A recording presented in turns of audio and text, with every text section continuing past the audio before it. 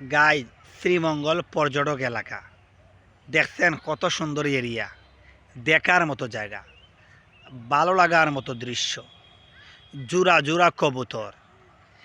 এই জায়গায় আসলে জোড়া জোড়া কবুতরের দৃশ্য, মন জোড়ানো দৃশ্য। তারপর এই দেখুন স্মৃতি, বীরশ্রেষ্ঠ নূর মোহাম্মদের স্মৃতি। 1971 সালে স্বাধীনতার যুদ্ধে যারা প্রাণ দিয়েছিল তাদেরই স্মৃতিস্তম্ভ। এই দেখেন, তারপরে এই দেখেন কত সুন্দর দৃশ্যগুলা। শ্রীমঙ্গল দেখছেন, এগুলা স্মৃতিস্তম্ভ।